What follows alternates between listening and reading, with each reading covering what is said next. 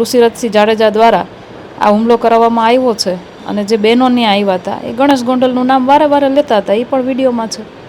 એટલે જે લોકોને મારા ગોંડલમાં જનતાના પ્રશ્ને કામ કરવાથી જેને પોતાની સત્તા જવાનો ભય છે, એ લોકો મારી ઉપર આ હુમલો કરાવે છે અને કરાવતા રહેશે હજી. કે બંગડી પહેરીને બાયલા થઈને નહીં, ખુલ્લી તલવારે ને ખુલ્લી છાતીએ હુમલો કરવા આવજો અને તમે કહો ને એ જગ્યાએ, તમે કહો ને એ વારે જિગીશા પટેલ તમે કહો ત્યાં આવશે. તમામ વસ્તુના જવાબમાં હું એક જ વસ્તુ કહેવા માગું છું કે આ પટલાણી ક્યાંય પાછી પડવાની નથી.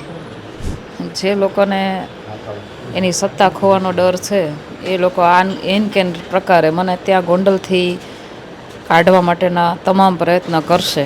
છતાં પણ જો મારા અને મારા પરિવાર ઉપર ક્યારેય પણ કંઈ થશે તો એના જવાબદાર જયરાજ જાડેજા, ગણેશ ગોંડલ અને એના આવા બધા મળતિયાઓ રહેશે. અડધી કલાક થઈ ગઈ, કોઈ કોર્પોરેટર તો ન આવ્યા, પરંતુ આ હુમલાખોરો ત્યાં પહોંચી ગયા. એટલે ઋષિરાજસિંહ જાડેજાને મારે એટલું જ કહેવું છે કે આવી રીતે હુમલો કરવાને બદલે ખુલ્લી છાતીએ ને ખુલ્લી તલવારે આવ્યો હોત ને ભાઈ તો મજા આવત. પણ આ બાયલા જેવું કામ કર્યું છે ને એ તારા માટે બહુ શરમજનક છે. એની પાછળ કોનું ષડયંત્ર હતું ને એ જાણવાની કોશિશ કરજો નિષ્પક્ષ રીતે, તો તમે સાચા આરોપી સુધી પહોંચી શકશો. બાકી આવા લોકોને કંઈ પડી જ ન હોય, એને તો 2-5% કોઈ માણસ પૈસા આપી દે, કંઈ કોઈ લાલચ આપી દે તો એ કરતા જ હોય છે. અને આવા ગોંડલની અંદર આવી જ રીતે તો બધા ઉપર હુમલા થાય છે. આ તો એની કોઈ આપણી ઉપર જીવલેણ હુમલો શું કામ કરે? મારે એની સાથે કંઈ દુશ્મની તો હતી નહીં. મને તો ખબર ના હોય એ લોકો શું ષડયંત્ર કરીને આવ્યા હોય. અને હું ક્યાંય ખોટી હતી નહીં, એટલે હું શું કામ જગ્યા છોડું, હું શું કામ મેદાન છોડું? હું તો ત્યાં લોકોની પીડા સાંભળવા માટે ગઈ હતી. અહીંયા રાજકોટની મધુરમ હોસ્પિટલમાં જ દાખલ થાય છે. શું ગોંડલમાં કોઈ સારી હોસ્પિટલમાં સારવાર નથી મળી રહી? ગઈકાલે આમ આદમી પાર્ટીના નેતા જિગીશા પટેલ છે, તેમની ઉપર ગોંડલના જે ઘોઘાવદર રોડ છે ત્યાં હુમલાની ઘટના સામે આવી છે ને અત્યારે તેઓ રાજકોટની મધુરમ હોસ્પિટલ છે ત્યાં સારવાર લઈ રહ્યા છે. તેમની સાથે જ સીધી વાત કરીશું. બેન, હુમલાની ઘટના આપના પર બની છે, કઈ રીતે જુઓ છો? જે લોકોને એની સત્તા ખોવાનો ડર છે એ લોકો એન કેન પ્રકારે મને ત્યાં ગોંડલથી કાઢવા માટેના તમામ પ્રયત્ન કરશે. આ તો 1-2 વખતની ઘટના છે, હજી તો આવી ઘણી બધી ઘટનાઓ થશે. પરંતુ તમામ વસ્તુના જવાબમાં હું એક જ વસ્તુ કહેવા માગું છું કે આ પટલાણી ક્યાંય પાછી પડવાની નથી. જિગીશાબેન, આખી ઘટના શું બની હતી? તમે શા માટે ત્યાં ગયા હતા અને હુમલો જે છે થયો કઈ રીતે થયો હતો? હું ત્યાં વિપક્ષ તરીકે કામ કરી રહી છું ગોંડલની અંદર. એ સમયે મને ઘણી બધી ફરિયાદો આવતી હોય છે. અવારનવાર વિસ્તારોમાંથી પાણીની તકલીફ હોય કે પછી રોડ રસ્તા ગટરની તકલીફ હોય, કચરાની તકલીફ હોય. નગરપાલિકામાં વારે વારે રજૂઆતો કરવા છતાં ત્યાંથી કે એનું કોઈ કામ થતું નથી હોતું. અને આપણે રજૂઆત કરતા હોઈએ છીએ, અમે લોકો રજૂઆત કરતા હોઈએ છીએ, એના લીધે ઘણા બધા કામો થઈ ગયેલા છે. જે જોઈ જનતાને એવું લાગતું હોય કે બેનને બોલાવશું તો આપણું પણ કામ થઈ જશે. એ હેતુથી મને એક બેનનો ફોન આવ્યો હતો 3-4 દિવસ પહેલાં.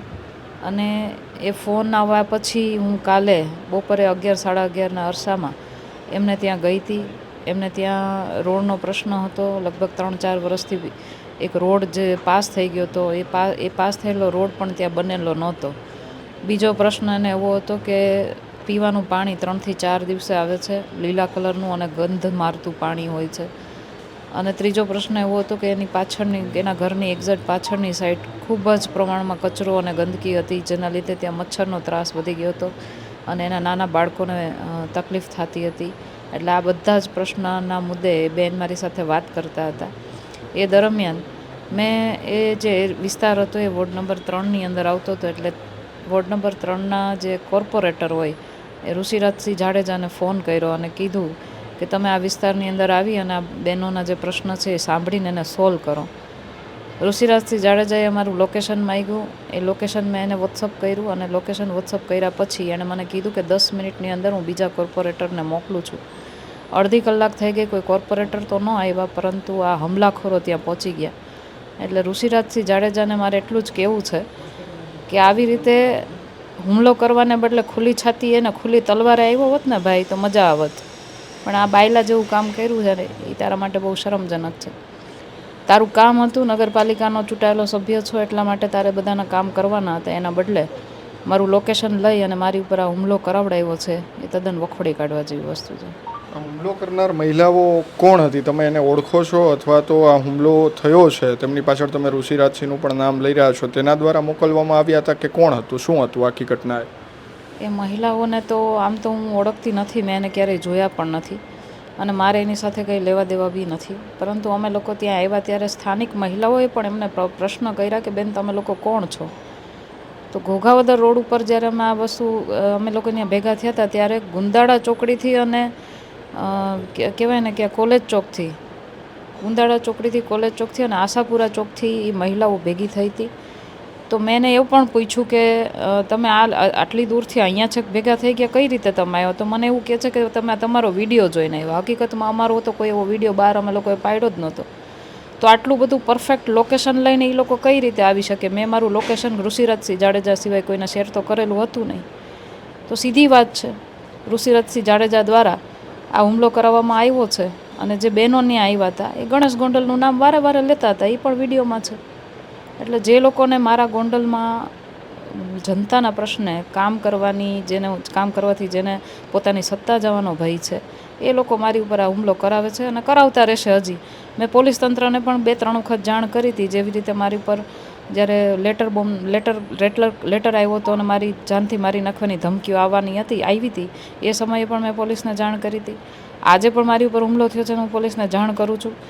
છતાં પણ જો મારા અને મારા પરિવાર ઉપર ક્યારેય પણ કંઈ થશે તો એના જવાબદાર જયરાજ જાડેજા, ગણેશ ગોંડલ અને એના આવા બધા મળતિયાઓ રહેશે, એ હું આજ મીડિયાના માધ્યમથી કહું છું. અને એમ છતાંય કહું છું, જયરાજ જાડેજાને પણ કહું છું, ગણેશ જાડેજાને પણ કહું છું અને ઋષિરાજ જાડેજા જેવા એના બધા આ 2 નંબરના ધંધા કરતા બધા જે માણસો છે એ તમામ લોકોને કહું છું કે બંગડી પહેરીને બાયલા થઈને નહીં, ખુલ્લી તલવારે ને ખુલ્લી છાતીએ હુમલો કરવા આવજો. અને તમે કહો ને એ જગ્યાએ, તમે કહો ને એ વારે જિગીશા પટેલ તમે કહો ને આવશે. સમગ્ર મામલે, આ ઘટનાના મામલે તમે પોલીસ ફરિયાદ નોંધાવી છે ખરા? પોલીસ હાલ ફરિયાદ લઈને ગઈ છે. ફરિયાદમાં મેં તમામ વસ્તુ નોંધાવી છે. તો મારે પોલીસ તંત્રને પણ કહેવું છે કે વિડીયોની અંદર જે મહિલાઓ છે અને જે લોકો છે, જે પથ્થરમારો થયો છે, મારા માથા ઉપર ઘા માર્યો છે, મને જાનથી મારી નાખવાની જે કોશિશ કરવામાં આવી છે, એની પાછળ કોનું ષડયંત્ર હતું ને એ જાણવાની કોશિશ કરજો નિષ્પક્ષ રીતે, તો તમે સાચા આરોપી સુધી પહોંચી શકશો. બાકી આવા લોકોને કંઈ પડી જ ન હોય, એને તો 2-5% કોઈ માણસ પૈસા આપી દે, કંઈ કોઈ લાલચ આપી દે તો એ કરતા જ હોય છે. અને આવા ગોંડલની અંદર આવી જ રીતે તો બધા ઉપર હુમલા થાય છે. આ તો એની કહેવાય ને મોડેસ ઓપરેન્ડી છે. તો એ જ રીતે મારી ઉપર હુમલો કરવામાં આવ્યો છે. કોની સામે ફરિયાદ તમે લખાવી છે અત્યારે? જે વારદાત, જે ઘટના બની હતી એ તમામ વારદાત બેઠી એ જ રીતે લખાવી છે. જે બેન ગણેશનું નામ લેતા હતા એ બેન અને ગણેશના નામ સાથે લખાવી છે. ઋષિરાજસિંહ જાડેજાને મેં જે લોકેશન મોકલ્યું હતું અને એ લોકેશન બાદ એ લોકેશન ઉપર તરત એ બધી મહિલાઓ આવી ગઈ હતી, એની સાથે જેન્ટ્સ આવ્યા હતા, એ તમામ વસ્તુ મેં પોલીસ ફરિયાદમાં લખાવી છે. બેન, એક વિડીયો તમારો વાયરલ થયો છે ને, આ વિડીયોમાં સ્પષ્ટપણે જોવાય છે કે જે તમારી ઉપર હુમલો થાય છે એનો લાઈવ વિડીયો છે. તેમાં તમારી સાથે કોઈ જે ડ્રાઇવિંગ કરી રહ્યા હતા તે પણ તમને કહે છે કે અહીંયાથી ચાલ્યું જવું જોઈએ, છતાં તમે ત્યાંથી ન નીકળી અને પોલીસની રાહ જોતા હતા. શું કારણ? મને પોલીસ ઉપર ભરોસો હતો કે જલ્દીમાં જલ્દી વહેલી તકે આવી જશે અને મને એવું હતું કે ભાઈ કોઈ આપણી પર જીવલેણ હુમલો શું કામ કરે? મારે એની સાથે કંઈ દુશ્મની તો હતી નહીં. મને તો ખબર ના હોય એ લોકો શું ષડયંત્ર કરીને આવ્યા હોય. અને હું ક્યાંય ખોટી હતી નહીં, એટલે હું શું કામ જગ્યા છોડું, હું શું કામ મેદાન છોડું? હું તો ત્યાં લોકોની પીડા સાંભળવા માટે ગઈ હતી અને એ પીડા સાંભળતી હતી. સાંભળ્યા પછી અમારે નગરપાલિકાએ જવાનું હતું. એ બહેનોની રાહ જોવા માટે થઈ અને અમે લોકો ત્યાં ઊભા હતા. જોકે બહેનોએ પછી આ ગણેશનું નામ પડ્યું એટલે બધી બહેનો એવું કીધું કે ભાઈ અમારે રમજાન છે એટલે અમે હવે નહીં આવીએ, એવું એને બાનું કરી દીધું. પરંતુ મને તો આવી ખબર જ ના હોય કે એ લોકો આવી રીતે મારી ઉપર હુમલો કરશે. આવું ડરાવવા ધમકાવવાની વસ્તુ તો અમને કેટલી બધી થઈ ગઈ છે, કેટલી બધી વખત ફોન કોલ્સ આવે છે. મેં પહેલાં પણ કીધું છે કે ત્યાં સુધી કે તારું ગેંગરેપ કરી નાખશું ત્યાં સુધીની ધમકીઓ મળે છે અમને. તો કેમ અહીંયા રાજકોટની મધુરમ હોસ્પિટલમાં જ દાખલ થાય છે? શું ગોંડલમાં કોઈ સારી હોસ્પિટલમાં સારવાર નથી મળી રહી? હું સૌથી પહેલાં તો ગોંડલ સિવિલ હોસ્પિટલની અંદર સારવાર હેઠળ ગઈ હતી અને ગોંડલ સિવિલ હોસ્પિટલમાં ડૉક્ટરે નિદાન કરતાં મારા માથાના ભાગે જે ઈજા થઈ છે એ ઈજા માટે ત્યાં સિટી સ્કેન કરવા માટે અમને કીધું, પરંતુ ગોંડલ સિવિલ હોસ્પિટલની અંદર સિટી સ્કેનનું મશીન જ નથી, એટલે ત્યાંથી અમને રિફર કરવામાં આવ્યા. બિલકુલ, તો હતા આપણી સાથે જિગીસાબેન પટેલ. તેમણે કહ્યું કે જે હુમલો થયો છે તે ઋષિરાજસિંહ છે, તેમણે લોકેશન મોકલ્યું હતું, અને ત્યારબાદ ત્યાં મહિલાઓ આવી હતી અને મહિલાઓએ તેમની ઉપર હુમલો કર્યો છે. ઉલ્લેખનીય છે કે હાલ પોલીસ જે છે તેઓ પણ અત્યારે રાજકોટ મધુરમ હોસ્પિટલ ખાતે પહોંચી હતી અને જિગીસા પટેલ દ્વારા જે ફરિયાદ આપવામાં આવી છે તેમને લઈને હવે કાર્યવાહી કેટલી તેજ થાય છે તે પણ જોવું રહેશે.